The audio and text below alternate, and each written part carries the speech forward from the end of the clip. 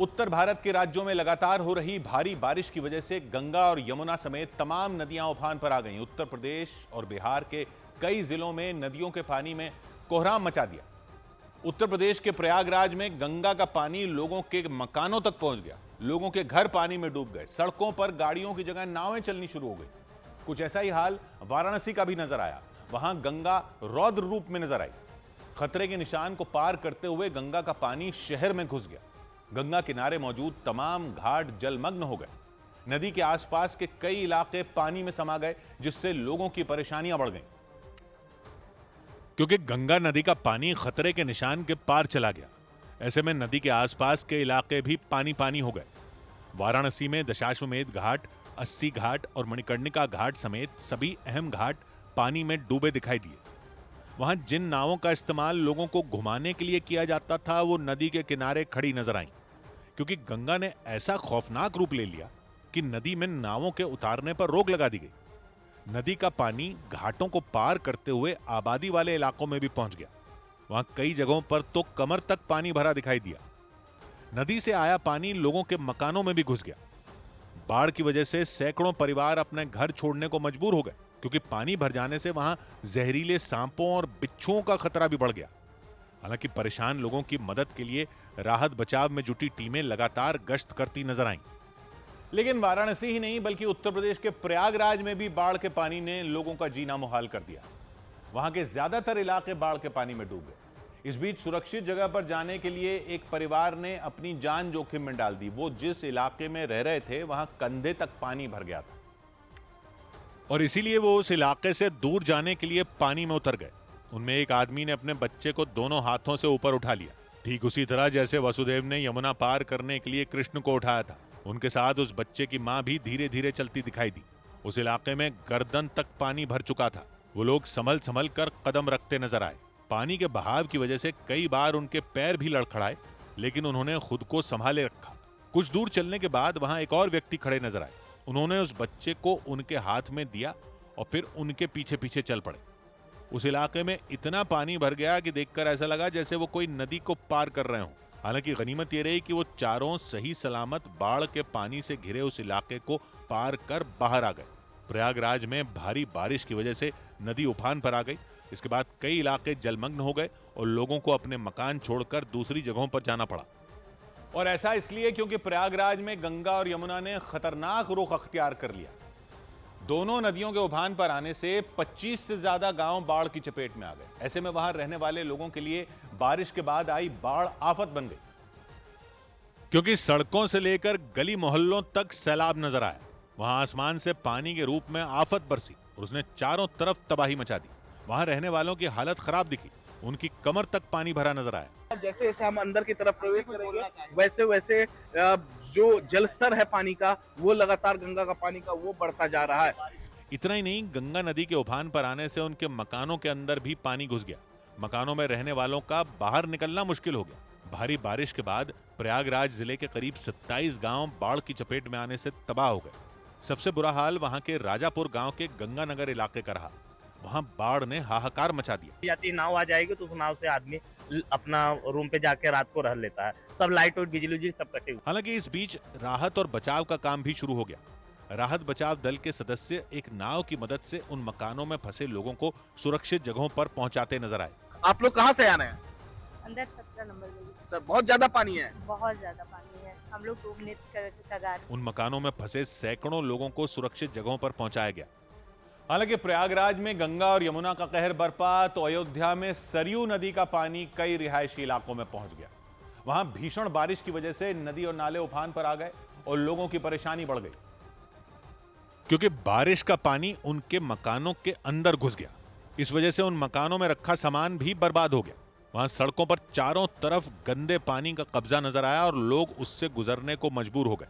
अयोध्या जिले में सरयू नदी के उफान पर आने से कई इलाके तबाह हो गए। सबसे ज्यादा बुरा हाल राम मंदिर से करीब 200 मीटर की दूरी पर मौजूद जलवानपुरा इलाके का हुआ। वहां सड़कों पर कई फीट पानी भर जाने से लोगों की मुसीबत बढ़ गई। इस वजह से नगरपालिका और प्रशासन पर उनका गुस्सा फूट पड़ा। रामनगरी में सीवर की कोई व्यवस्था नहीं है। इस कॉलोनी में सारी व्यवस्था बना दी गई। इस कॉलोनी को पूरा भर दें, जलमग्न कर दें। वहां रहने वाले लोगों के मुताबिक आसपास के सारे इलाकों का पानी उस इलाके में छोड़ दिया गया, जिससे उनकी मुसीबत बढ़ गई। को जो पंप हाउस लगाया है उन्होंने, उसको केवल बिजली का कनेक्शन मिल जाए और टाइमली वो पंप चल जाए तो कुछ नहीं तो कम से कम हजारों घरों की समस्याएं सॉल्व हो जाएंगी।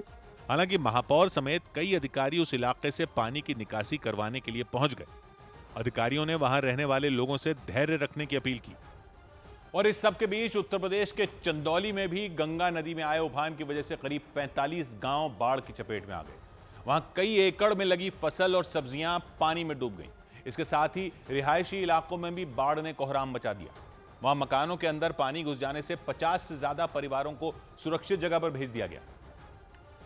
क्योंकि गंगा नदी के किनारों से लेकर रिहायशी इलाकों तक बाढ़ ने कब्जा कर लिया, वहां पानी से बचाने के लिए लोगों ने अपना सामान सिर पर रख लिया और बड़ी ही मुश्किल से रास्ता पार करते दिखे।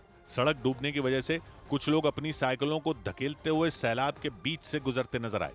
नाव का व्यवस्था हो जाना चाहिए, प्रशासन को भी रहना चाहिए कि कोई पैदल आवागमन न करे, कोई दिक्कत परेशानी न हो, कोई घटनाएं न घटें। चंदौली जिले में भारी बारिश के बाद गंगा नदी का जलस्तर बढ़ने से 45 गांव बाढ़ में डूब गए। उन गांवों में कई एकड़ में लगी फसल और सब्जियां बर्बाद हो गईं। इसके साथ ही घरेलू जानवरों के लिए चारे का इंतजाम करना भी मुश्किल हो गया। रिहायशी इलाकों में पानी घुसने की वजह से कई लोगों को अपना मकान तक छोड़ना पड़ा। इसी बीच जिलाधिकारी उनमें कुछ गाँवों में पहुंचे और उन्होंने जायजा लिया। हमने वार्ड चौकी अपनी एक्टिवेट कर ली है, साथ ही साथ हमारे पशु शिविर भी एक्टिवेट हो गए हैं। करीब 70 से 80 जो लोग प्रभावित हुए हैं उन्हें हम लोग वार्ड चौकी में लेके भी आए हैं, उन्हें राहत सामग्री भी दी जा रही है। बाढ़ की चपेट में आए गांवों में प्रशासन की तरफ से राहत और बचाव की कई टीमों की तैनाती कर दी गई, ताकि जरूरत पड़ने पर वहां रहने वाले लोगों की मदद की जा सके। और चंदौली की ही तरह उत्तर प्रदेश के अमेठी में भी रिहायशी इलाकों और सरकारी दफ्तरों में पानी का कब्जा नजर आया। वहां आसमान से इतना पानी बरसा कि कई इलाके जलमग्न हो गए और लोगों की मुसीबतें बढ़ गई, क्योंकि सड़कों पर चारों तरफ पानी ही पानी नजर आया। वहां कुछ घंटों की बारिश ने सड़कों और नालों का अंतर ही मिटा दिया। लगातार हो रही बारिश की वजह से कई रिहायशी इलाके पानी से लबालब हो गए। इतना ही नहीं, एसडीएम के मकान से लेकर कई सरकारी दफ्तर भी पानी में डूबे नजर आए। सड़कों पर पानी भर जाने की वजह से लोगों की परेशानी बढ़ गई और वो संभल कर रास्ता पार करते दिखाई दिए। जल भराव की वजह से कई दुकानें बंद नजर आईं और वहां रहने वालों की मुसीबत बढ़ गई। उनके मुताबिक नालों की सफाई नहीं होने की वजह से जल भराव की स्थिति हो गई। लगातार हो रही बारिश ने स्कूल जाने वाले बच्चों की भी हालत खराब कर दी। हालांकि इसको लेकर प्रशासन ने भी सख्त निर्देश दे दिए। अमेठी बीएसए ने नर्सरी से लेकर कक्षा 8 तक के समस्त विद्यालय को बंद रखने के आदेश दिए हैं। अमेठी जिले के अलग अलग इलाकों की ऐसी ही हालत देखने को मिली। भारी बारिश की वजह से नालों में उफान आ गया और लोग सड़कों पर बह रहे गंदे पानी से गुजरने को मजबूर हो गए। हालांकि उत्तर प्रदेश ही नहीं बल्कि बिहार में भी गंगा नदी ने जमकर तबाही मचाई। राजधानी पटना में तो गंगा नदी का जलस्तर बढ़ जाने की वजह से हाहाकार मच गया। वहां गंगा नदी के किनारे के घाट पूरी तरह डूब गए। गंगा नदी का पानी किनारों को तोड़ते हुए पटना शहर के रिहायशी इलाकों में भर गया। पटना रेलवे स्टेशन पर भी पानी भर गया। शहर की कई सड़कें लबालब नजर आईं, क्योंकि गंगा नदी का पानी घाटों को डुबोने के बाद उन इलाकों में भी पहुंच गया। गंगा नदी के किनारे पर मौजूद इलाकों का हाल तो बेहद खराब हो गया और कुछ जगहों पर तो मकानों का आधा हिस्सा पानी में समाया नजर आया। गंगा नदी में पानी बढ़ने की वजह से कई घाटों का नामो निशान तक मिट गया। पटना सिटी, खुसरूपुर, मंगल तालाब, गाय घाट, कंकड़ बाग, गुलजार बाग और कोतवाली इलाके में रहने वाले लोगों को सबसे ज्यादा परेशानी का सामना करना पड़ा, क्योंकि पटना के ये वो इलाके हैं जो गंगा नदी के बिल्कुल करीब बसे हैं। गंगा का जलस्तर बढ़ रहा है, ऐसे में जो नदी के किनारे बसे हुए लोग हैं उनके लिए परेशानी हो गई। गंगा के रौद्र रूप को देखते हुए किनारे पर बसे लोग अपने घरों में ताला लगाकर दूसरी जगहों पर चले गए। लोगों की संख्या भी अब धीरे धीरे कम होने लगी है और जिला प्रशासन की ओर से अलर्ट भी जारी किया गया है कि कोई गंगा के किनारे न जाए। प्रशासन ने एनडीआरएफ और एसडीआरएफ की टीमों को गंगा घाटों पर तैनात कर दिया, ताकि बाढ़ में फंसे लोगों की मदद की जा सके। जिला प्रशासन के मुताबिक पटना में गंगा नदी का जलस्तर खतरे के निशान से 50 सेंटीमीटर ऊपर पहुंच गया। पानी भर जाने की वजह से पटना शहर के कई इलाकों में बिजली ठप हो गई। गंगा नदी का जलस्तर बढ़ने से शहरी इलाकों के साथ साथ पटना के कुछ ग्रामीण इलाके भी पानी में डूब गए। सड़कें तालाब बन गई, जिसकी वजह से उनका संपर्क दूसरी जगहों से टूट गया। इधर अरुणाचल प्रदेश के शियोमी जिले में पहाड़ खिसकने से दहशत मच गई। वहां बारिश के बाद कई इलाकों में पहाड़ खिसकने का सिलसिला शुरू हुआ और इसी बीच टाटो मेंचुका सड़क मार्ग भी इसकी चपेट में आ गया। वहां सड़क पर अचानक मिट्टी की बरसात शुरू हो गई और मिट्टी के साथ बड़े बड़े पेड़ भी ऊंचाई से नीचे गिरते दिखाई दिए।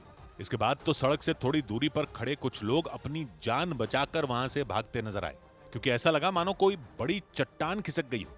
वहां अचानक सड़क पर मिट्टी का ढेर जमा हो गया। कुछ देर पहले तक वो सड़क बिल्कुल खाली दिखी, लेकिन पहाड़ का बड़ा हिस्सा खिसककर नीचे गिरा और वो सड़क पूरी तरह बंद हो गई। अरुणाचल प्रदेश के शी योमी जिले में टाटो मेंचुका सड़क मार्ग पर बारिश के बाद पहाड़ खिसकने की ये घटना हुई। गनीमत ये रही उस वक्त वहां से कोई गाड़ी नहीं गुजर रही थी, वरना वो भी इसकी जद में आ सकती थी।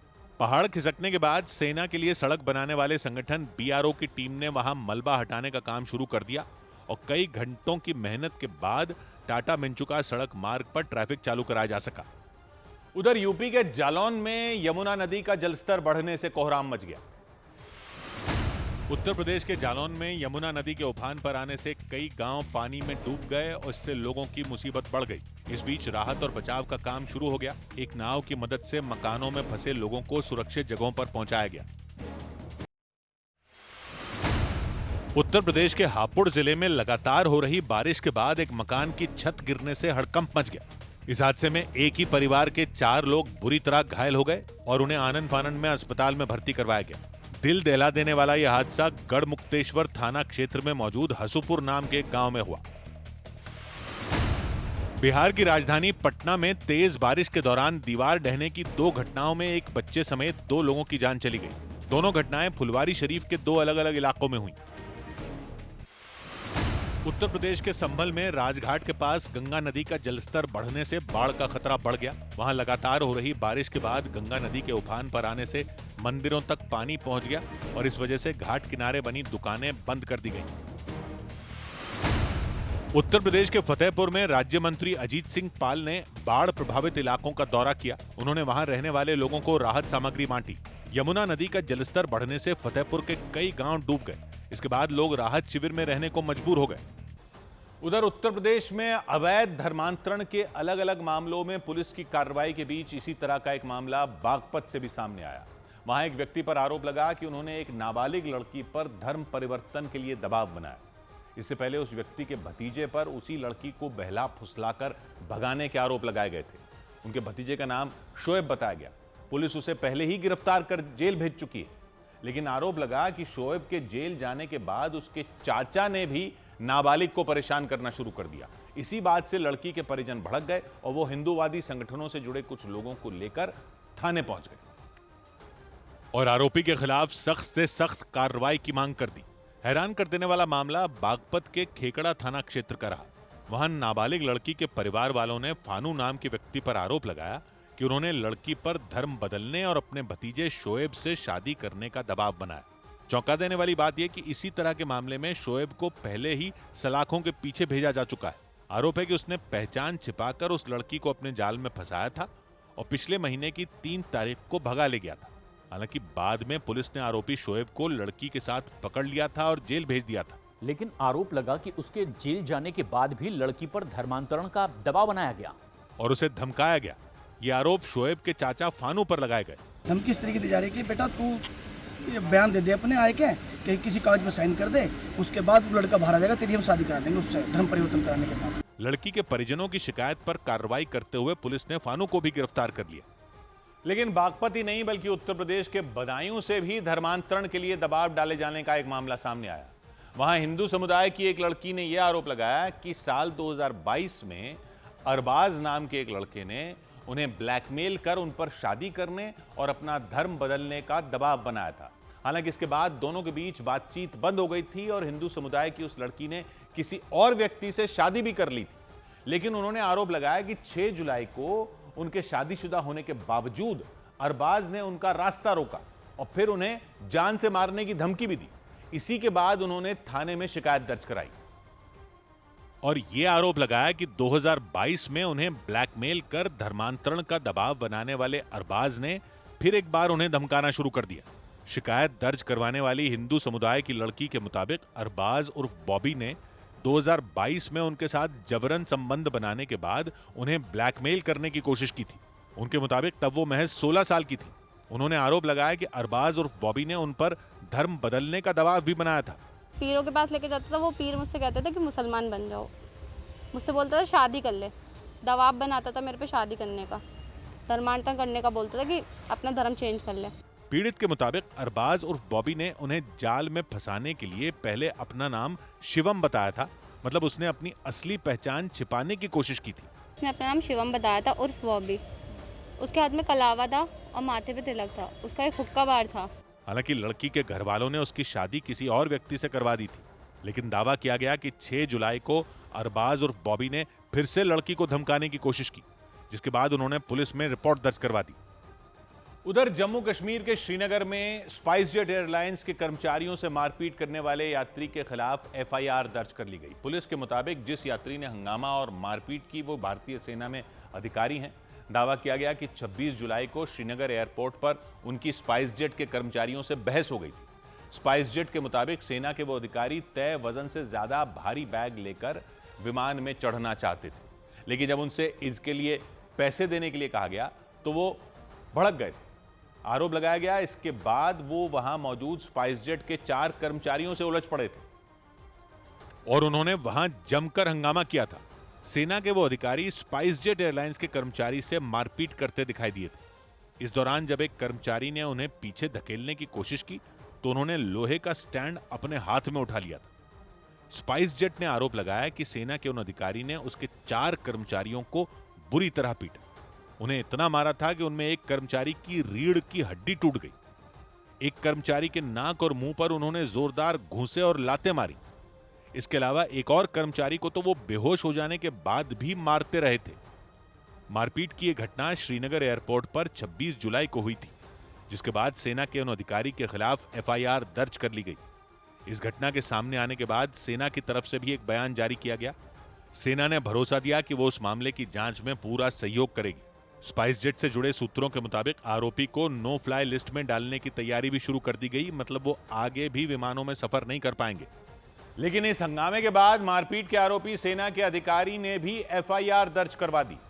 उन्होंने आरोप लगाया कि 26 जुलाई को श्रीनगर एयरपोर्ट पर मारपीट की शुरुआत उन्होंने नहीं बल्कि स्पाइसजेट के कर्मचारियों ने की थी और सेना के अधिकारी के मुताबिक उसके जवाब में ही उन्होंने स्पाइसजेट के कर्मचारियों पर हाथ उठाया था। इस घटना से जुड़ा एक और वीडियो भी सामने आया। उस वीडियो में सेना के अधिकारी और स्पाइसजेट के कर्मचारियों के बीच मारपीट की शुरुआत होती नजर आई।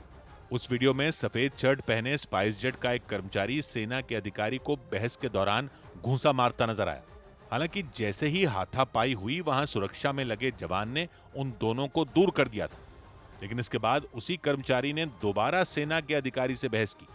इसके बाद वो और उसके एक साथी ने सेना के अधिकारी पर एक के बाद एक कई वार किए। इस दौरान वो जमीन पर बैठे नजर आए।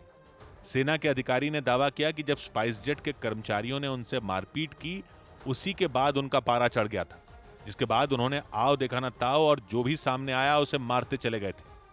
हालांकि उन्होंने आरोप लगाया कि मारपीट की शुरुआत स्पाइसजेट के कर्मचारियों की तरफ से की गई थी और उन्होंने सिर्फ उसका जवाब दिया था।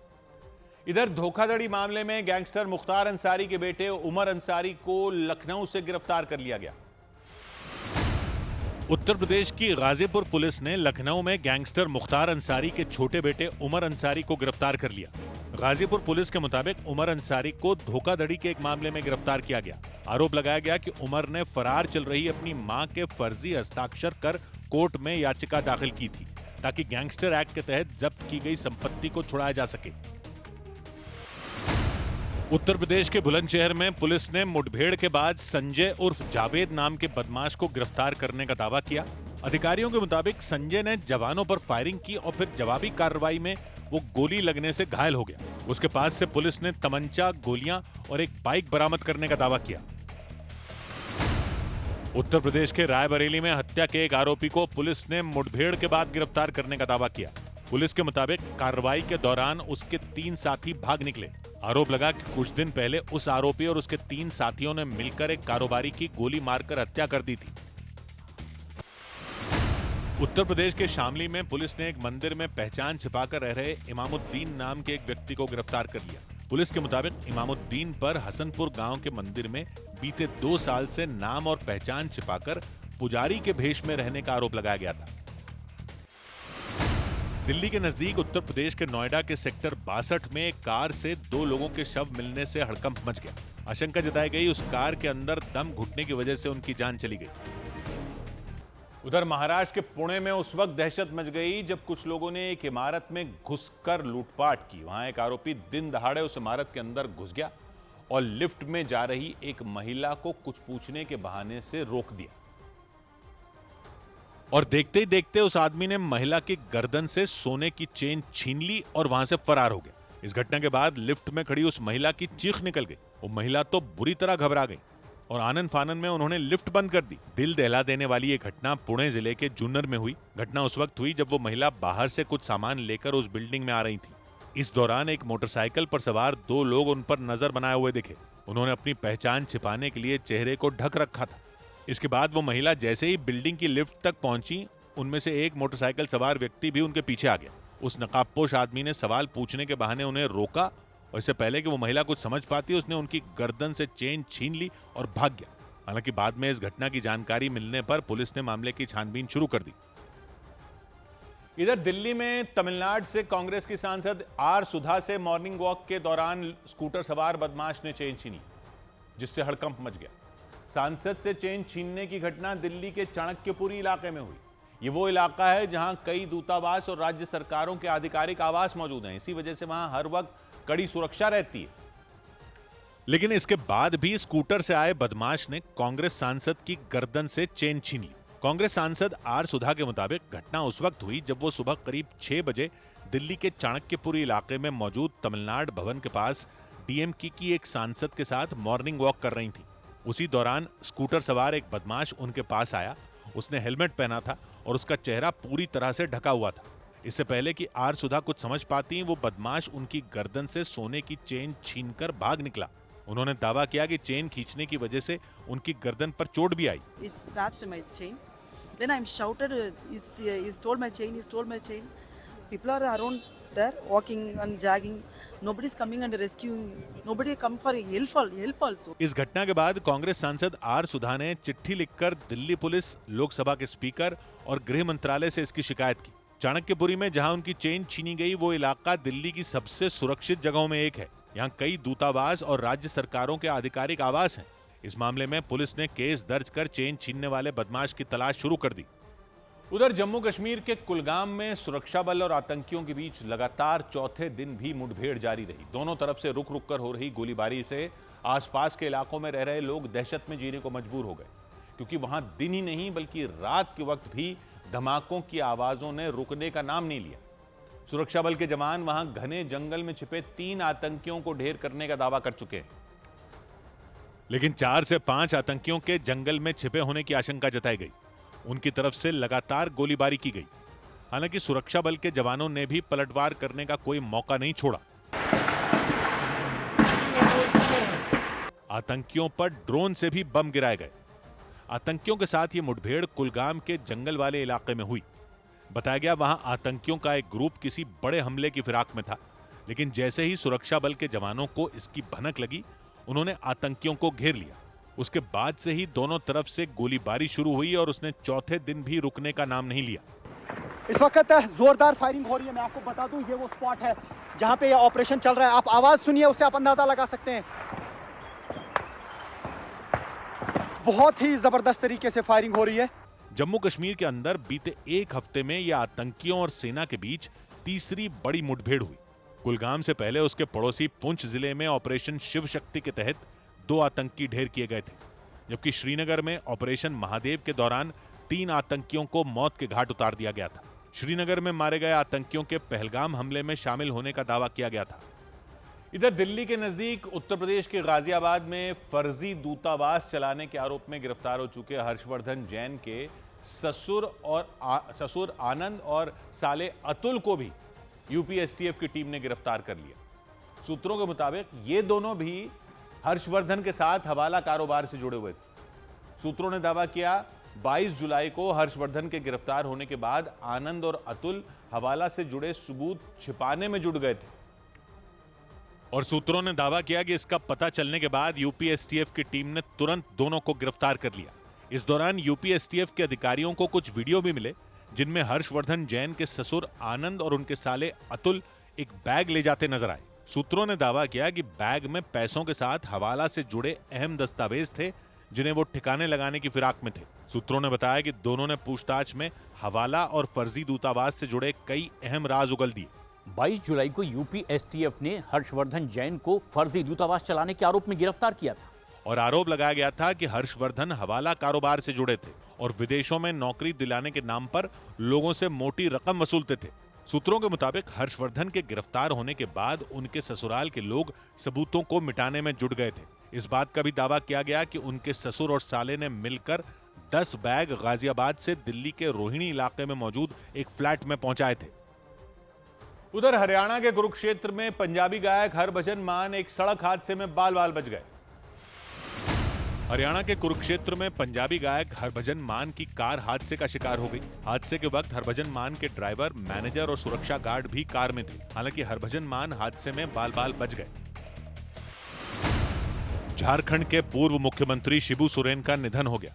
उन्होंने दिल्ली के सर गंगाराम अस्पताल में आखिरी सांस ली। शिबू सोरेन पिछले 1.5 महीने से अस्पताल में भर्ती थे। उन्हें ब्रेन स्ट्रोक हुआ था। राष्ट्रपति और प्रधानमंत्री मोदी ने गंगाराम अस्पताल पहुंचकर उन्हें श्रद्धांजलि दी। सावन महीने के आखिरी सोमवार के दिन काशी विश्वनाथ मंदिर में दर्शन के लिए श्रद्धालुओं की भीड़ लग गई। इसकी वजह से काशी विश्वनाथ मंदिर के आसपास वाली सड़कों पर लंबा जाम लग गया।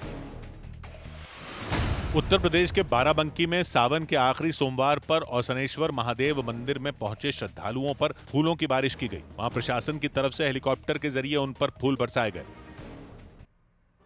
इधर उत्तर प्रदेश के बरेली में नेपाल की एक लड़की से मारपीट करने के आरोप में पुलिस ने 4 लोगों को गिरफ्तार कर लिया। पुलिस के मुताबिक उन लोगों ने उसे चोर समझकर बुरी तरह पीट दिया। बाद में उस लड़की को गंभीर हालत में अस्पताल में भर्ती कराया गया। उसका हाल जानने के लिए पुलिस के बड़े अधिकारी अस्पताल पहुंचे। उन्होंने मामले में सख्त कार्रवाई का भरोसा दिया। पुलिस के मुताबिक नेपाल की वो लड़की बरेली में अपने दोस्तों से मिलने गई थी। इस दौरान वो उनके मकान की छत पर जाकर फोन पर किसी से बात कर रही थी, लेकिन आसपास के कुछ लोगों ने उसे चोर समझकर शोर मचाना शुरू कर दिया और शोर सुनकर घबराहट में वो लड़की छत से नीचे कूद गई। पुलिस के मुताबिक ये देखकर लोग उसे चोर मान बैठे और उसे चारों तरफ से घेर लिया। हालांकि नेपाल की वो लड़की बार बार खुद को निर्दोष बताकर पुलिस को बुलाने की गुहार लगाती रही। हालांकि किसी ने उसकी बात नहीं सुनी। चोरी कर रहे हैं नहीं, पुलिस को बुलाओ प्लीज, आप बुलाओ पहले पुलिस को बुलाओ। उसने हाथ जोड़कर लोगों को कई बार समझाया कि वो अपने दोस्तों के घर आई है, लेकिन वहां मौजूद एक व्यक्ति ने उसके बाल पकड़ लिए तो दूसरे व्यक्ति ने उसे पीटने के लिए उकसाया। घर में अभी देख रही हो, घर में कहाँ है दो। इसके बाद लोगों ने लड़की को इतना पीटा कि उसे अस्पताल में भर्ती कराना पड़ा। मामले की जानकारी मिलने पर पुलिस के बड़े अधिकारी उसका हाल जानने के लिए अस्पताल पहुंच गए। साथ ही नेपाल की उस लड़की से मारपीट करने के आरोप में पुलिस ने 4 लोगों को गिरफ्तार कर लिया। और भी जितने इसमें अभियुक्त हैं उनको चिन्हित किया जा रहा है, उनको भी जल्द ही गिरफ्तार किया जाएगा। पुलिस ने अस्पताल में भर्ती उस लड़की की सुरक्षा में कुछ जवानों को तैनात भी कर दिया। उधर उत्तर प्रदेश के गोरखपुर में एक रेस्टोरेंट पर वेज की जगह नॉन वेज बिरयानी परोसने को लेकर हुए हंगामे के मामले में नया मोड़ आ गया। रेस्टोरेंट के मालिक ने सीसीटीवी वीडियो के आधार पर यह दावा किया कि हंगामा करने वाले ग्राहकों ने बिरयानी के पैसे ना देने पड़े, इस कोशिश में वेज बिरयानी में हड्डी मिला दी थी अपनी तरफ से। रेस्टोरेंट में हंगामे के बाद पुलिस को आना पड़ा। पुलिस ने बताया कि 10 से ज्यादा लड़के उस रेस्टोरेंट में खाना खाने पहुंचे थे। उनमें कुछ ने वेज बिरयानी ऑर्डर की, कुछ लड़कों ने नॉन वेज बिरयानी ऑर्डर की। लेकिन खाना खाने के बाद उन लड़कों ने वेज बिरयानी वाली थाली में हड्डी का एक टुकड़ा दिखाते हुए यह आरोप लगाया कि उनका धर्म भ्रष्ट करने की कोशिश की गई। क्या निकला दिखाइए। वेज में हड्डी निकला है। वेज बिरयानी में हड्डी मिलने का दावा करते हुए उनमें कुछ लड़कों ने हंगामा किया और रेस्टोरेंट के मैनेजर को बुलाने की मांग कर दी, जबकि उनमें कुछ लड़के हंगामा कर रहे अपने दोस्तों को वहां से चलने के लिए कहते दिखे। धर्म भ्रष्ट करते हैं, को वीडियो डालना है। रेस्टोरेंट के मालिक ने बवाल की खबर पुलिस को दे दी। पुलिस की एक टीम वहां पहुंच गई और सभी लड़कों को रेस्टोरेंट के बाहर कर दिया।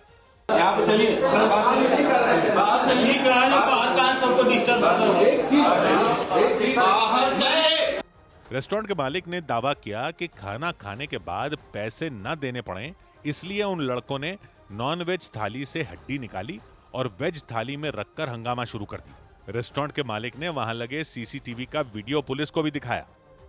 पैसे के लेन देन को लेकर कुछ विवाद उत्पन्न हुआ।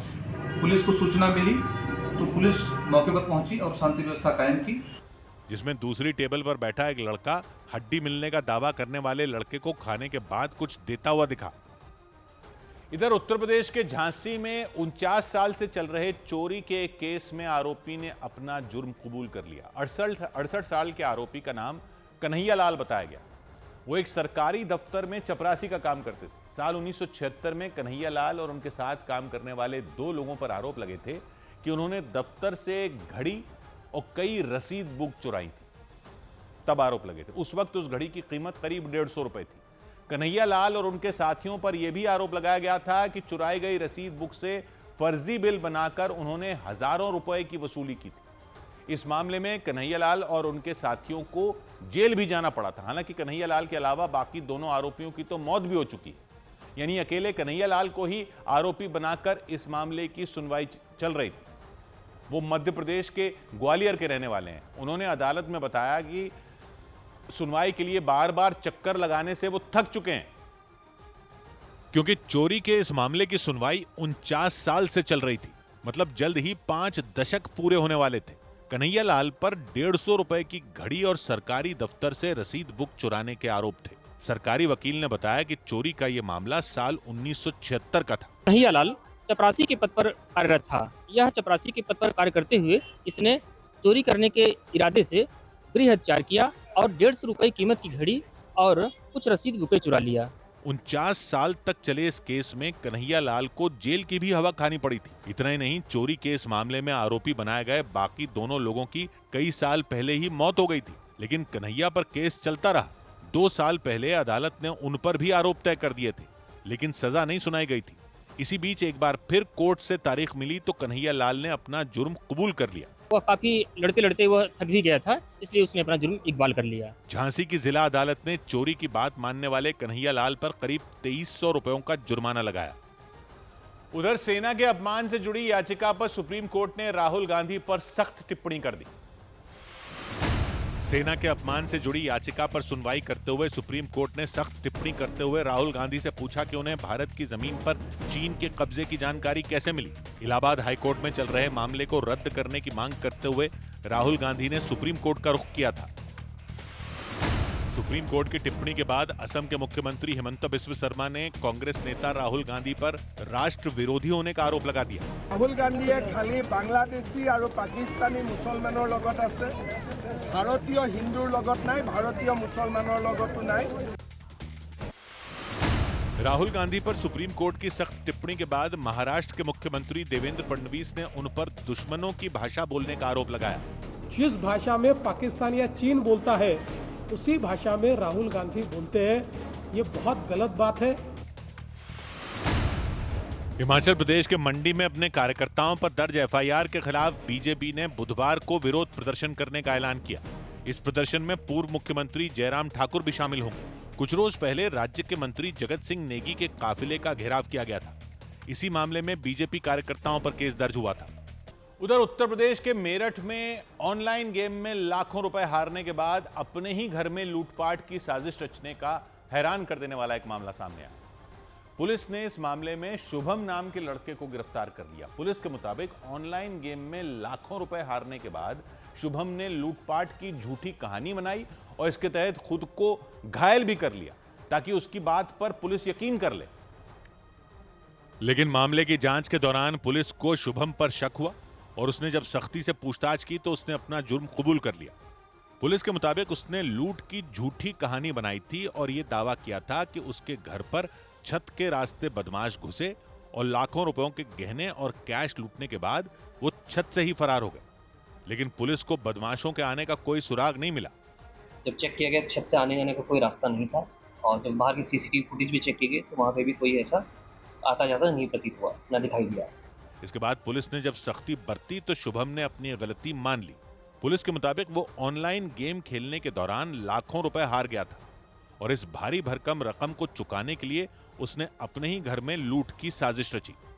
पुलिस के मुताबिक इस साजिश के तहत उसने खुद को चाकू मारकर घायल भी कर लिया ताकि उसके आरोपों में दम लगे। लेकिन जांच के दौरान पुलिस ने घर से लूटे गए गहने और कैश बरामद कर लिया। इसके बाद लूट की साजिश रचने के आरोप में शुभम को गिरफ्तार कर लिया गया। इधर दिल्ली के नजदीक हरियाणा के गुरुग्राम में एक महिला पर YouTube वीडियो देखकर अपने प्रेमी के साथ मिलकर पति की हत्या करने का आरोप लगाया गया। पुलिस के मुताबिक आरोपी महिला ने न सिर्फ YouTube से हत्या का तरीका सीखा, बल्कि हत्या के बाद सबूत मिटाने के तरीके भी सीखे। पुलिस ने बताया आरोपी महिला ने कुछ दिन पहले अपने पति के लापता होने की रिपोर्ट थाने में लिखवाई थी, लेकिन उस रिपोर्ट के 3 दिन बाद ही उस महिला ने थाने पहुंचकर अपने एक पड़ोसी के खिलाफ रेप और पति को अगवा करने का आरोप लगाते हुए मामला दर्ज करवा दिया। लेकिन जब पुलिस ने इन दोनों मामलों की जांच शुरू की तो जो सच्चाई सामने आई उसे जानकर सभी हैरान रह गए। पुलिस के मुताबिक जांच में सामने आया कि पति की गुमशुदगी का मामला दर्ज करवाने वाली सोनी देवी नाम की महिला ने ही अपने प्रेमी रविंद्र के साथ मिलकर पति की हत्या की थी। पुलिस ने बताया दोनों ने YouTube देखकर हत्या की प्लानिंग की और सबूत मिटाने का तरीका सीखा था। गूगल से और YouTube से सर्च करके इस हत्या की वारदात को तरीका था उन्होंने सर्च किया और इसको इम्प्लीमेंट करते हुए इन्होंने इस व्यक्ति की हत्या करके इसके शव को दफना दिया था। आरोपी सोनी के खिलाफ पुलिस को गुमराह करने और पति की हत्या में शामिल होने का केस दर्ज कर लिया गया। महिला के द्वारा जो मेन आरोपी है रविंद्र, उसके साथ मिलकर के ही इस घटना की साजिश रची गई थी। पुलिस के मुताबिक गला घोंटने के लिए इस्तेमाल की गई रस्सी और गड्ढे में दफनाए गए आरोपी महिला के पति के शव को बरामद कर लिया गया। पुलिस ने आरोपी महिला सोनी, उसके प्रेमी रविंद्र और रविंद्र के 3 और साथियों को गिरफ्तार कर जेल भेज दिया। उधर बिहार में डोगेश कुमार और कुत्ता बाबू के नाम से आवासीय प्रमाण पत्र की खबरों के बीच किसी ने मुजफ्फरपुर में मुख्यमंत्री नीतीश कुमार के नाम से आवेदन कर दिया। मामला मुजफ्फरपुर के सरैया ब्लॉक का बताया गया। जांच अधिकारियों के मुताबिक आवासीय प्रमाण पत्र के लिए जो आवेदन किया गया उसमें नाम वाले कॉलम में नीतीश कुमार नाम लिखा गया। इसके अलावा तस्वीर भी बिहार के सीएम नीतीश कुमार की ही लगाई नजर आई। लेकिन आवासीय प्रमाण पत्र जारी होने से पहले ही अधिकारियों की नजर इस फर्जीवाड़े पर पड़ गई, जिसके बाद इस मामले में केस दर्ज करते हुए बिहार पुलिस की साइबर सेल ने जांच शुरू कर दी। क्योंकि मुजफ्फरपुर के सरैया ब्लॉक में जैसे ही नीतीश कुमार के नाम का आवासीय प्रमाण पत्र बनाए जाने का आवेदन मिला, अधिकारी भी हैरत में पड़ गए। पुलिस के मुताबिक यह आवेदन ऑनलाइन किया गया था। आवेदक का नाम नीतीश कुमारी लिखा गया है, पिता लखन पासवान और मां लखिया देवी लिखा गया है। वहीं तमाम डिटेल जो है वह फर्जी दिए गए। इस घटना के सामने आने के बाद केस दर्ज कर इसकी जांच साइबर विभाग को सौंप दी गई। पुलिस के मुताबिक उस आवेदन के साथ जो फोन नंबर और पता लिखा गया वो भी फर्जी पाया गया। साइबर डीएसपी साहब हैं, साइबर थाना है, इनके पास भी सूचना गई है। इससे पहले बिहार में आवासीय प्रमाण पत्र बनवाने के लिए कुत्ता बाबू और डोगेश कुमार नाम से भी आवेदन दिए गए थे। उन आवेदनों में कुत्तों की तस्वीरें दी गई थी। उन दोनों आवेदनों ने सोशल मीडिया पर खूब चर्चाएं बटोरी थी। इधर मुंबई में एक 4 मंजिला इमारत के गिर जाने से अफरा तफरी मच गई। मुंबई में मदनपुरा इलाके में एक 4 मंजिला इमारत के गिरने से हड़कंप मच गया। इसका पता चलने के बाद पुलिस अधिकारियों के साथ वहां फायर ब्रिगेड की टीम पहुंच गई। इसके बाद वहां बचाव अभियान शुरू किया गया। हालांकि इस घटना में किसी के घायल होने की खबर नहीं मिली। बिहार के भागलपुर में हुए एक सड़क हादसे में 5 लोगों की मौत के बाद उनके परिजनों ने जमकर हंगामा किया। वो शवों को लेकर सड़क पर पहुंच गए और मुआवजे की मांग की। हालांकि बवाल बढ़ने पर पुलिस प्रशासन ने गुस्साए लोगों को समझा बुझाकर रास्ते को खाली करवा दिया। सेना ने पुष्टि की कि जम्मू कश्मीर के दाची गांव के जंगल में ऑपरेशन महादेव के तहत मारे गए तीनों आतंकी पाकिस्तान के रहने वाले थे। सेना ने इस बात की पुष्टि उनके पास से मिले चॉकलेट, पाकिस्तान के आईडी कार्ड और सैटेलाइट फोन के कॉल लॉग के जरिए की। सूत्रों के मुताबिक बिहार में वोटर लिस्ट रिवीजन के मुद्दे पर विपक्षी गठबंधन 8 अगस्त को दिल्ली में विरोध मार्च निकाल सकता है। सूत्रों के मुताबिक इस मुद्दे पर 7 अगस्त को विपक्षी गठबंधन में शामिल पार्टियों के नेता दिल्ली में राहुल गांधी के घर पर होने वाले डिनर में शामिल होंगे।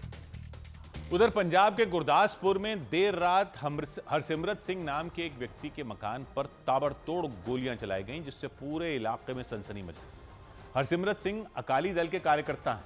पुलिस सूत्रों के मुताबिक कुछ रोज पहले उनसे 50 लाख रुपए की डिमांड की गई। सूत्रों ने दावा किया कि पैसे नहीं देने पर उनके मकान पर फायरिंग की गई।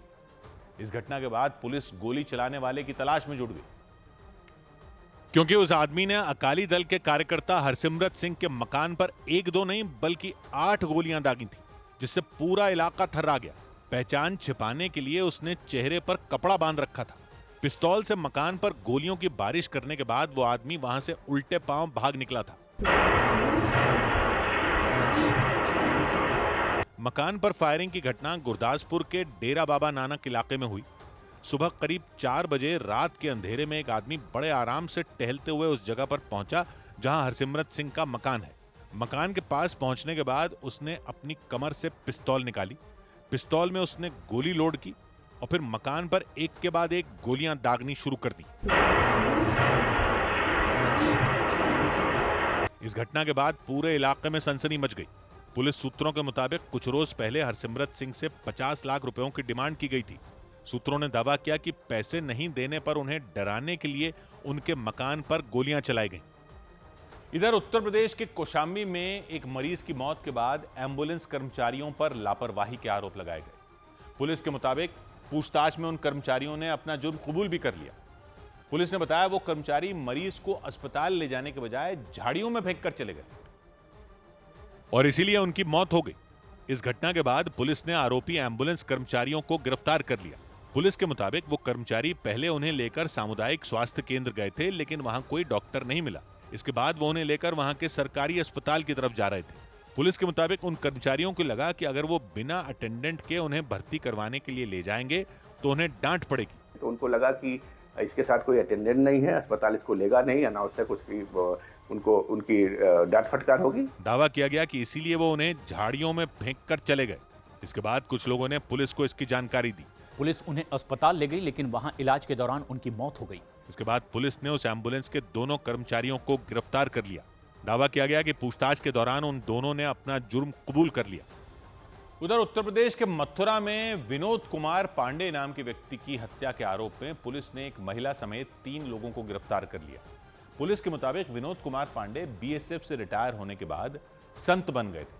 वो दिन रात कृष्ण भक्ति में लीन रहते थे, लेकिन 22 जुलाई को घर के अंदर बड़ी बेरहमी से गला घोंटकर उनकी हत्या कर दी गई थी। पुलिस ने दावा किया कि हत्या के बाद बदमाश पैसे, गहने और उनका स्कूटर लेकर फरार हो गए थे। लेकिन करीब 12 दिन बाद पुलिस ने बीएसएफ जवान विनोद कुमार की हत्या के आरोप में 3 लोगों को गिरफ्तार कर लिया। पकड़े गए आरोपियों में एक महिला भी शामिल है। पुलिस के मुताबिक विनोद की हत्या और उनके घर में लूटपाट की पूरी प्लानिंग की गई थी। पुलिस ने दावा किया कि बीएसएफ से रिटायर होने के बाद विनोद संत बन गए थे और इसीलिए आरोपियों ने शिष्य बनने का नाटक किया था। 14 जुलाई को इन सभी के द्वारा रैकी की गई थी। वहां पर जाकर के घर में जाकर के भक्त बन के वहां पर हर चीज को देखा गया था। पुलिस सूत्रों के मुताबिक पूरी तैयारी के बाद 22 जुलाई की रात को महिला को विनोद के घर भेजा गया था। उसका काम घर का दरवाजा खुलवाना था ताकि किसी को कोई शक न हो। पुलिस के मुताबिक दरवाजा खुलने के बाद महिला के साथी ललित कोली और राजकिशोर घर में घुस गए थे और फिर तीनों ने मिलकर विनोद की हत्या कर दी थी। अचानक उनको जो है गमछा जो था, गमछा से इनका गला घोंट दिया और मुंह पे इनके चोट पहुंचाया। आरोप लगाया गया कि हत्याकांड का मास्टरमाइंड राजस्थान की अलवर जेल में बंद अजीत नाम का बदमाश है और उसी के इशारे पर विनोद की हत्या और उनके घर में लूटपाट की साजिश रची गई थी। उधर भारतीय क्रिकेट टीम ने 5वें टेस्ट मैच में इंग्लैंड को हरा दिया। भारतीय क्रिकेट टीम ने इंग्लैंड के खिलाफ हुआ 5वां टेस्ट मैच 6 रन से जीत लिया। मैच में भारतीय गेंदबाज मोहम्मद सिराज को मैन ऑफ द मैच चुना गया। उन्होंने 5वें टेस्ट मैच की दोनों पारियों में कुल मिलाकर 9 विकेट झटके। इस जीत के साथ ही भारत और इंग्लैंड के बीच खेली जा रही एंडरसन तेंदुलकर ट्रॉफी 2-2 की बराबरी पर खत्म हो गई। 5 मैचों की इस सीरीज में भारतीय टीम के कप्तान शुभमन गिल और इंग्लैंड के बल्लेबाज हैरी ब्रुक को मैन ऑफ द सीरीज चुना गया। इस टेस्ट मैच की दूसरी पारी में इंग्लैंड के तेज गेंदबाज क्रिस वोक्स कंधे में लगी चोट के बावजूद बल्लेबाजी करने उतरे। उन्हें 5वें टेस्ट मैच के पहले दिन ही फील्डिंग करते वक्त कंधे में चोट लग गई थी। चोट लगने की वजह से वो उसी दिन मैदान से बाहर चले गए थे। बीसीसीआई के सूत्रों ने दावा किया कि भारतीय क्रिकेट टीम के तेज गेंदबाज जसप्रीत बुमराह को घुटने में चोट लगने की वजह से इंग्लैंड के खिलाफ 5वें टेस्ट मैच में आराम देने का फैसला लिया गया था। हालांकि दावा किया गया कि उनकी चोट ज्यादा गंभीर नहीं है, मतलब उन्हें सर्जरी की जरूरत नहीं पड़ेगी। उधर उत्तर प्रदेश के अलीगढ़ में एएमयू यानी अलीगढ़ मुस्लिम यूनिवर्सिटी में फीस बढ़ोतरी के खिलाफ चल रहे छात्रों के प्रदर्शन के दौरान हंगामा मच गया। प्रदर्शन में शामिल एक छात्रा बेहोश हो गई और उसके बाद छात्रों ने यूनिवर्सिटी प्रशासन के खिलाफ खूब नारे लगाए। उन्होंने यूनिवर्सिटी प्रशासन पर फीस के मुद्दे पर मनमानी करने का आरोप लगाया और इस मुद्दे पर यूनिवर्सिटी के बाहर इकट्ठा होकर उन्होंने एक बार फिर अपना विरोध जताया। फीस बढ़ोतरी के खिलाफ छात्रों के प्रदर्शन के दौरान अचानक एक छात्रा बेहोश होकर जमीन पर गिर गई। इसके बाद तो प्रदर्शनकारियों का गुस्सा 7वें आसमान पर पहुंच गया। उन्होंने यूनिवर्सिटी प्रशासन के खिलाफ नारे लगाकर अपना गुस्सा उतारा। इस बीच उस छात्रा को आनन फानन में अस्पताल ले जाया गया, लेकिन दूसरे छात्रों का प्रदर्शन जारी रहा। उन्होंने फीस बढ़ाए जाने के मुद्दे का भारी विरोध किया और इसे वापस लिए जाने की मांग की। प्रदर्शनकारियों के मुताबिक इस फैसले से अलीगढ़ मुस्लिम यूनिवर्सिटी में पढ़ने वाले गरीब छात्रों की परेशानी बढ़ जाएगी। हमारी डिमांड ये है कि फीस को कम कराया जाए, जो कि इन्होंने 36% फी बढ़ा दी गई है, उसको कम कर दिया जाए। इसके साथ ही प्रदर्शनकारियों ने चेतावनी दी कि अगर यूनिवर्सिटी प्रशासन ने फीस बढ़ोतरी का अपना फैसला वापस नहीं लिया तो वो अपना आंदोलन और तेज कर देंगे। इधर उत्तर प्रदेश के एटा में पुलिस पर हिरासत में लिए गए एक लड़के की हत्या करने का आरोप लगने के बाद पुलिस ने सफाई दी। वहां निधौली कला थाने की पुलिस ने थाने के अंदर और बाहर की सीसीटीवी फुटेज जारी कर इन आरोपों को बेबुनियाद बताया। सत्यवीर नाम के एक लड़के के परिवार वालों ने आरोप लगाया था कि उनके नाबालिग बेटे की पुलिस की पिटाई के बाद मौत हो गई। इसके बाद सत्यवीर के घर वालों ने सड़क जाम कर एसएसपी दफ्तर के सामने जमकर हंगामा किया था। उनका आरोप था निधौली कलां थाने के पुलिस अधिकारियों के खिलाफ कड़े से कड़ा एक्शन लिया जाए, लेकिन पुलिस ने थाने के अंदर और बाहर दोनों जगह के वीडियो जारी कर इन आरोपों को मनगढ़ंत बता दिया। पुलिस ने सबूत के तौर पर जो वीडियो जारी किया उसमें सत्यवीर नाम का वो लड़का थाने में आता दिखा और फिर वहां से जाते हुए भी दिखाई दिया। मतलब पुलिस ने यह दावा किया कि सत्यवीर को हिरासत में नहीं लिया गया था, जबकि उसके परिवार वालों का आरोप था कि पुलिस ने हिरासत में लेकर सत्यवीर को इतनी बुरी तरह से पीटा कि उसकी जान चली गई। लेकिन पुलिस ने सबूतों के साथ इन आरोपों को बेबुनियाद बताया। चंद्रभानपुर गांव के निधौली कला थाने की पुलिस ने थाने के अंदर का एक वीडियो भी जारी किया, जिसमें सत्यवीर नाम का वो लड़का पुलिस वालों से बातचीत करता दिखा। उसके साथ एक वकील भी बैठे दिखे। पुलिस के मुताबिक सत्यवीर उन्हीं वकील के साथ थाने से सही सलामत बाहर निकला था। हालांकि शनिवार को हंगामे के बाद थाने के 2 दरोगा समेत 5 पुलिस कर्मियों को लाइन हाजिर कर दिया गया। लेकिन पुलिस ने सीसीटीवी फुटेज जारी कर यह साफ कर दिया कि सत्यवीर की मौत का थाने से कोई लेना देना नहीं। ताइवान में भारी बारिश के बाद आई बाढ़ में करीब 6000 लोग बेघर हो गए। वहां मौसम की ऐसी मार पड़ी कि कई लोगों की मौत हो गई। इस आपदा में सैकड़ों लोग लापता हो गए तो कई इलाके टापू में बदल गए। यानी मूसलाधार बारिश और उसके बाद आई बाढ़ ने ताइवान के कई इलाकों में हाहाकार मचा दिया। कई जगहों पर नहरें टूट गईं और पानी रिहायशी इलाकों में सैलाब की तरह पहुंच गया। सबसे बुरा हाल ताइवान के दक्षिण में बसे इलाकों का हुआ। वहां के पिंगतुंग प्रांत में इतना पानी बरसा कि सभी सड़कें डूब गईं।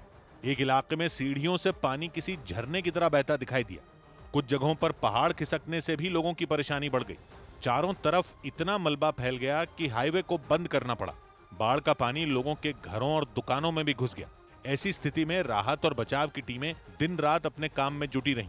बाढ़ में फंसे लोगों को सुरक्षित जगहों तक पहुंचाने के अलावा सड़कों से मलबा हटाने का काम भी लगातार जारी रहा। पिंगतुंग के अलावा ताइवान के कुछ और इलाकों में भी भारी बारिश और बाढ़ ने लोगों की मुसीबत बढ़ा दी। करीब 6000 लोगों को अपना घर छोड़कर सुरक्षित जगहों पर जाने के लिए मजबूर होना पड़ा। इधर उत्तर प्रदेश के मेरठ में लापता हुए 3 बच्चों के शव मिलने से सनसनी मच गई। उन बच्चों के परिवार वालों के मुताबिक एक रोज पहले वो अपने घर से खेलने के लिए बाहर निकले थे, लेकिन कई घंटे बीत जाने के बाद भी वो घर नहीं लौटे। इसके बाद थाने में उनकी गुमशुदगी की रिपोर्ट दर्ज कराई गई, लेकिन पुलिस के तलाशी अभियान में उन तीनों बच्चों के शव बरामद किए गए और उनकी मौत ने उनके परिवार वालों को झकझोर कर रख दिया। इसके बाद उन्होंने पुलिस के सामने जमकर हंगामा किया। मेरठ के सिवाल खास इलाके में एक घर के पास एक गड्ढे से उन बच्चों के शव मिले। ऐसे में शक जताया गया कि तंत्र मंत्र के चक्कर में उन बच्चों की हत्या की गई और उनके शवों को उस गड्ढे में फेंक दिया गया। हालांकि पुलिस की शुरुआती जांच में उनकी मौत की वजह का पता नहीं चल पाया। बॉडी को पोस्टमार्टम के लिए भेजा गया है और जो अग्रेतर वैधानिक कार्यवाही है वो की जा रही है। मृत्यु का स्पष्ट कारण फिलहाल पोस्टमार्टम के बाद ही पता लग पाएगा। बच्चों के परिवार वालों के मुताबिक एक रोज पहले वो खेलने के दौरान लापता हो गए थे और उन्हें ढूंढा गया तो उनके शव बरामद किए गए। इस घटना की जानकारी मिलने पर सिवाल खास विधानसभा क्षेत्र के विधायक गुलाम मोहम्मद वहां पहुंचे और उन्होंने उन तीनों बच्चों के परिवार वालों से मुलाकात की। लाश जो मिली है बिल्कुल पाल पर मिली है, यहाँ बहुत कम पानी है, इसका मतलब वहाँ फेंका गया। उन्होंने भी उन बच्चों के परिवार वालों की तरह पुलिस से हत्या का केस दर्ज कर इस मामले में कड़ी कार्रवाई करने की मांग की। इधर दिल्ली के नजदीक हरियाणा के गुरुग्राम में यशमीत कौर नाम की महिला पर आरोप लगा कि उन्होंने रेस्टोरेंट में खाना खाने के दौरान अपने live in partner Harish Sharma की सीने में चाकू मारकर हत्या कर दी। इस मामले में पुलिस ने यशमीत को गिरफ्तार कर लिया। पुलिस के मुताबिक स्क्रैप कारोबारी हरीश शादीशुदा थे और उनके 2 बच्चे भी थे। पुलिस ने दावा किया कि वो पिछले करीब 1.5 साल से यशमीत के साथ लिव इन रिलेशनशिप में थे। जांच में पता चला कि 1 अगस्त को हरीश के गांव में रहने वाले विजय नाम के व्यक्ति उनसे मिलने आए थे। दावा किया गया कि उस रोज हरीश 7 लाख रुपए लेकर विजय के साथ अपने गांव से गुरुग्राम चले आए थे। लेकिन अगले दिन हरीश की मौत की खबर आई। हरीश के परिवार ने दावा किया कि यशमीत कौर ने उन्हें फोन पर बताया कि हरीश की जान चली गई। पुलिस के मुताबिक स्क्रैप कारोबारी हरीश करीब 1.5 साल से यशमीत के साथ लिव इन रिलेशनशिप में थे। वो पहले से शादीशुदा थे और उनके 2 बच्चे भी थे। पुलिस ने दावा किया कि लिव इन में रहने के दौरान हरीश अपने परिवार से मिलने गांव जाया करते थे और ये बात यशमीत को पसंद नहीं थी। पुलिस ने दावा किया इसे लेकर उनके बीच अक्सर झगड़े होते थे। ये शादीशुदा था और इसकी बीवी बच्चे थे, तो ये अपनी फैमिली से मिलने के लिए जाता था, जिस बात को लेकर के इन दोनों के बीच में बहस व झगड़ा होता था। पुलिस के मुताबिक 1 अगस्त की रात को हरीश और यशमीत एक साथ एक रेस्टोरेंट में खाना खाने गए थे, जहां उनके बीच एक बार फिर झगड़ा हो गया था। आरोप लगाया गया कि उसी झगड़े में यशमीत ने खाना खाने के दौरान हरीश के सीने में चाकू से हमला कर दिया था। बाद में हरीश की अस्पताल में जान चली गई थी। पुलिस के द्वारा आरोपी युवती को अरेस्ट कर लिया गया है। जो घटना में जो चाकू जो प्रयोग किया गया था, पुलिस के द्वारा उसको रिकवर कर लिया गया है। हरीश के परिवार ने आरोप लगाया कि गांव में रहने वाले विजय नाम के एक व्यक्ति भी हत्याकांड में शामिल हैं, क्योंकि दावा किया गया कि रेस्टोरेंट में यशमीत कौर के साथ विजय भी मौजूद थे। उधर ऑस्ट्रेलिया में होने वाले मुकाबलों के लिए भारतीय हॉकी टीम की कमान हरमनप्रीत सिंह को सौंप दी गई। ऑस्ट्रेलिया में होने वाले मुकाबलों के लिए भारतीय हॉकी टीम का ऐलान कर दिया गया। इस टीम की कमान हरमनप्रीत सिंह को सौंपी गई। भारत और ऑस्ट्रेलिया के बीच ऑस्ट्रेलिया के पर्थ में 15 अगस्त से 21 अगस्त के बीच हॉकी के 4 मुकाबले खेले जाएंगे। सचिन तेंदुलकर की बेटी सारा तेंदुलकर को ऑस्ट्रेलिया की सरकार अपने पर्यटन से जुड़े अभियान का ब्रांड एम्बेसडर बनाएगी। इस अभियान के तहत विदेशी पर्यटकों को लुभाने के लिए $13 करोड़ यानी भारतीय रुपयों में करीब 1100 करोड़ खर्च किए जाएंगे। छत्तीसगढ़ के बालोद में रिहायशी इलाके में घुसे एक तेंदुए को वन विभाग की टीम ने पकड़ लिया। तेंदुए ने वहां एक मकान में घुसकर कई मुर्गियों का शिकार कर लिया था। इसके बाद वन विभाग की टीम ने उसे पकड़कर जंगल में छोड़ दिया। उत्तर प्रदेश के प्रतापगढ़ में कुछ लोगों ने 2 लड़कों की खंबे से बांधकर बेरहमी से पिटाई कर दी। पुलिस के मुताबिक जिन लड़कों से मारपीट की गई उनमें एक लड़का अपने दोस्त के साथ अपनी प्रेमिका से मिलने आया था। इस मामले में पुलिस ने 5 लोगों को गिरफ्तार कर लिया। इधर राजस्थान की राजधानी जयपुर में एक पेट्रोल पंप पर हुई मारपीट से दहशत मच गई। जानकारी के मुताबिक आपसी दुश्मनी की वजह से कुछ लड़कों के बीच झगड़ा हुआ और वो झगड़ा देखते ही देखते मारपीट में बदल गया और इसके बाद तो वो लड़के एक दूसरे की जान लेने पर उतारू हो गए। उनमें 2 लड़के एक लड़के को जबरदस्ती बाइक पर बैठाने की कोशिश करते नजर आए। उन्होंने उस लड़के के कपड़े तक फाड़ दिए, उसके बाल खींचते दिखाई दिए। कुछ सेकंड बाद उसने उस बाइक को पीछे से पकड़ लिया। इसके बाद उस बाइक पर बैठे लड़के ने रफ्तार तेज कर दी और उसे घसीटना शुरू कर दिया। वो उस लड़के को उस पेट्रोल पंप पर गोल गोल घुमाता नजर आया। इस दौरान भी उन दोनों लड़कों ने उसके बाल नहीं छोड़े। थोड़ी देर बाद उसका हाथ छूट गया। इसके बाद वो दोबारा उसे उस बाइक की तरफ ले जाते दिखे। इस दौरान जब उन्होंने उसे बाइक पर बैठाने की कोशिश की तो वो सभी लड़के बाइक समेत गिर गए। इसके बाद तो जैसे बाजी ही पलट गई। इतनी देर से जिस लड़के की पिटाई हो रही थी उसने दूसरे पक्ष वाले एक लड़के को मारना शुरू कर दिया। उसने उसे इतनी बेरहमी से मारा कि वो बेसुध होकर जमीन पर गिर गया। और कुछ देर बाद तो उसने हिलना तक बंद कर दिया। इसके बाद वो लड़का वहां से भाग गया। इधर दिल्ली में झुग्गी झोपड़ी तोड़ने का विरोध कर रहे कांग्रेस के कार्यकर्ताओं की पुलिस से झड़प हो गई, क्योंकि दिल्ली विधानसभा के पास इकट्ठा कांग्रेस के कार्यकर्ताओं को पुलिस वालों ने आगे बढ़ने से रोक दिया। कांग्रेस कार्यकर्ताओं ने दिल्ली सरकार पर गरीबों पर अत्याचार करने का आरोप लगाया।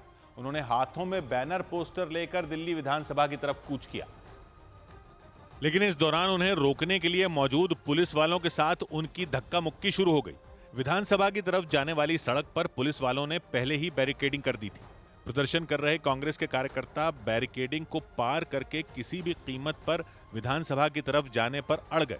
कुछ कार्यकर्ता तो नारेबाजी करते हुए बैरिकेडिंग के ऊपर चढ़ गए। बैरिकेडिंग के एक तरफ पुलिस वाले तो दूसरी तरफ कांग्रेस के कार्यकर्ता काफी देर तक अड़े रहे। कांग्रेस कार्यकर्ताओं के हाथों में झुग्गी वालों की लड़ाई में कांग्रेस हर कदम पर साथ जैसे नारे वाले पोस्टर नजर आए। आप लोगों से अनुरोध है, आप यहाँ से हट जाइए। हालात बेकाबू होते देख कांग्रेस कार्यकर्ताओं को रोकने के लिए पुलिस ने वाटर कैनन का इस्तेमाल शुरू कर दिया।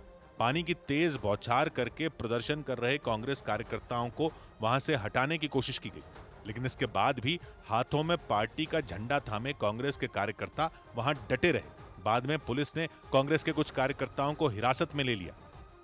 इधर राजस्थान के अलवर में अवैध शराब के खिलाफ पुलिस की तरफ से की गई कार्रवाई पर बवाल मच गया।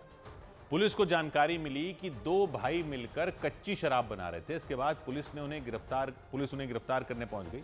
आरोप लगा इस दौरान जब वहां मौजूद महिलाओं ने पुलिस का विरोध किया तो उनके साथ मारपीट की गई और एक महिला तो बेहोश होकर जमीन पर गिर गई। इससे पहले एक पुलिसकर्मी बाइक पर आगे बैठे नजर आए, जबकि एक पुलिसकर्मी उन्हें जबरदस्ती बाइक पर बैठाते नजर आए। वो महिला बेहोशी की हालत में थी, वो बार बार गिर रही थी, लेकिन वो पुलिसकर्मी जबरदस्ती उन्हें बीच में बैठाकर खुद पीछे बैठ गए। इसके कुछ सेकंड बाद ही वो महिला बेहोश हो गई। जो मारा है ना आप लोगों ने, पता लग जाएगा। लेडीज ऊपर हाथ उठाया ना, नहीं लेडीज को हाथ लगाया है ना, कुछ नहीं चौके। इस घटना के बाद बवाल मच गया। गुस्साए गांव वाले पुलिस थाने के बाहर इकट्ठा हो गए और आरोपी पुलिसकर्मियों के खिलाफ कार्रवाई की मांग करते नजर आए। पुलिस वालों के खिलाफ कार्रवाई की मांग करते हैं, उनका निलंबन चाहते हैं, उनको लाइन हाजिर चाहते हैं। गांव वालों के मुताबिक वो दोनों भाई अपने खेत में दवाई का छिड़काव करने गए थे। इस दौरान पुलिस वहां पहुंच गई और उन्हें गिरफ्तार कर लिया। आरोप लगा कि वहां मौजूद महिलाओं ने जब इसका विरोध किया तो पुलिस ने उनके साथ मारपीट की और इसने ऐसे मारा पीटी करी कि हमारी सासू बेहोश होकर गिर गई है। गांव वालों ने दावा किया कि वो दोनों लड़के नाबालिग हैं और पुलिस झूठे मामले में उन्हें फंसाकर वहां से ले गई। उधर यूक्रेन की सेना ने रूस के एक तेल गोदाम पर भीषण हमला कर दिया। यूक्रेन से जंग के बीच रूस के सोची शहर में एक तेल गोदाम पर भीषण हमला किया गया। रूस के मीडिया के मुताबिक यूक्रेन की फौज ने वहां बम की तरह फटने वाले आत्मघाती ड्रोन फोड़ दिए। इसके बाद इतने तगड़े धमाके हुए कि उस तेल गोदाम का बड़ा हिस्सा आग की चपेट में आ गया। अमेरिकी राष्ट्रपति ट्रंप ने रूस के नजदीक 2 परमाणु पनडुब्बियों को तैनात किए जाने के फैसले को सुरक्षा के तहत उठाया गया कदम बताया। उनके मुताबिक रूस से मिल रही धमकियों के बीच एहतियात के तौर पर उन पनडुब्बियों को भेजा गया। इससे पहले रूस के पूर्व राष्ट्रपति दिमित्री मेदवेदेव ने अमेरिका को न्यूक्लियर धमकी दी थी। गाजा में जंग के बीच भूख से तड़प रहे लोगों को विमान के जरिए खाने पीने की चीजें पहुंचाई गईं। इजराइल के पड़ोसी जॉर्डन के अलावा यूएई और जर्मनी समेत कई देशों ने मिलकर वहां 60 टन से ज्यादा राहत सामग्री गिराई। खबर है कि गाजा में खाने के संकट की वजह से 24 घंटे में 6 लोगों की मौत हो गई। मजबूत ग्लोबल संकेतों की वजह से भारतीय शेयर बाजार में उछाल देखने को मिला। सेंसेक्स 419 अंक चढ़ा तो निफ्टी उछलकर 24,722 के स्तर पर पहुंच गया। इससे निवेशकों की संपत्ति करीब 4,30,000 करोड़ रुपए बढ़ गई। एफएमसीजी को छोड़कर दूसरे सभी सेक्टोरल इंडेक्स हरे निशान पर बंद हुए। सबसे ज्यादा तेजी मेटल, बैंकिंग और आईटी सेक्टर के शेयरों में रही। इधर महाराष्ट्र के वाशिम में एक सरकारी अस्पताल में भर्ती एक मरीज के परिवार वालों ने कर्मचारियों पर बदसलूकी करने का आरोप लगाया। उनके मुताबिक मरीज के साथ मारपीट की गई और इलाज में भी लापरवाही हुई और इस वजह से उनकी बहू के नवजात बच्चे की मौत हो गई। उन्होंने पुलिस से इस मामले की शिकायत करते हुए केस दर्ज करने की मांग की। हालांकि अस्पताल प्रशासन की तरफ से कोई बयान सामने नहीं आया, लेकिन मरीज के परिवार वालों ने आरोप लगाया कि जब उनकी गर्भवती बहू की तबीयत बिगड़ी तब वक्त रहते कोई भी डॉक्टर या नर्स उन्हें देखने नहीं आया। और इस वजह से उनकी बहू ने जिस नवजात को जन्म दिया उसकी जान चली गई। मरीज के परिवार वालों ने इलाज में लापरवाही बरतने का आरोप लगाया और अस्पताल से सीधा थाने पहुंच गए। उन्होंने पुलिस से पूरे मामले की शिकायत की। परिवार वालों के मुताबिक अस्पताल के डॉक्टरों ने उनके मरीज पर ध्यान नहीं दिया, जबकि उन लोगों ने कई बार जाकर उन्हें मरीज की खराब हालत के बारे में बताया था। उन्होंने आरोप लगाया कि दबाव बनाए जाने पर गुस्साए कर्मचारियों ने मरीज के साथ बदसलूकी भी की। परिवार वालों ने मामले में केस दर्ज कर दोषी कर्मचारियों पर सख्त कार्रवाई किए जाने की मांग की। त्यांची मागणी आहे जोपर्यंत संबंधित कर्मचारी म्हणजे त्यामध्ये दोषी आढळतील त्यांच्यावर गुन्हे दाखल करून त्यांना शिक्षा होत नाही तोपर्यंत आम्ही शांत बसणार नाही। नवजात की मौत से अस्पताल में सनसनी मच गई। इस पर भड़के मरीज के परिवार वालों ने हंगामा भी किया। इधर गुजरात के महसाणा में एक तेज रफ्तार कार ने एक ऑटो रिक्शा को ऐसी टक्कर मारी कि इसे देखने वाले लोग चीख पड़े। एक बच्चे समेत 4 लोग उस ऑटो रिक्शा में सवार होकर सड़क पार कर रहे थे। तभी उनके दाहिनी ओर से आ रही उस कार ने उन्हें जोरदार टक्कर मार दी और टक्कर लगते ही वो ऑटो रिक्शा अपने चारों तरफ घूमकर सड़क पर पलटता नजर आया। इसके बाद उस कार के आगे का हिस्सा टूटकर वहां बिखर गया और कुछ दूर आगे बढ़ने के बाद वो सड़क पर रुकती दिखाई दी। इस दौरान उस ऑटो रिक्शा में सवार वो चारों लोग बाहर ही नहीं निकल पाए। तभी सड़क के किनारे खड़े कई लोग ये देखकर खौफ से भर गए और उन्होंने उन्हें बचाने के लिए दौड़ लगा दी। वो भागकर वहां पहुंच गए। उन्होंने उस ऑटो रिक्शा को उठाकर उसके नीचे दबे उन चारों लोगों को उठाने की कोशिश की, लेकिन गहरी चोट लगने की वजह से उनमें उस बच्चे की जान नहीं बचाई जा सकी, जबकि बाकी 3 लोगों को घायल हालत में अस्पताल ले जाया गया। महसाणा के बीजापुर इलाके में वो ऑटो रिक्शा सड़क पार कर रहा था। इसी बीच ये दर्दनाक हादसा हो गया। इस बीच दिल्ली में चाइनीज मांझे की सप्लाई करने वाले एक गैंग का पर्दाफाश हो गया। दिल्ली पुलिस की क्राइम ब्रांच ने प्रतिबंधित चाइनीज मांझे की सप्लाई करने वाले एक गिरोह का भंडाफोड़ किया। पुलिस ने इस गिरोह से जुड़े आरोपियों को गिरफ्तार कर लिया और उनसे 660 रोल चाइनीज मांझा बरामद किया।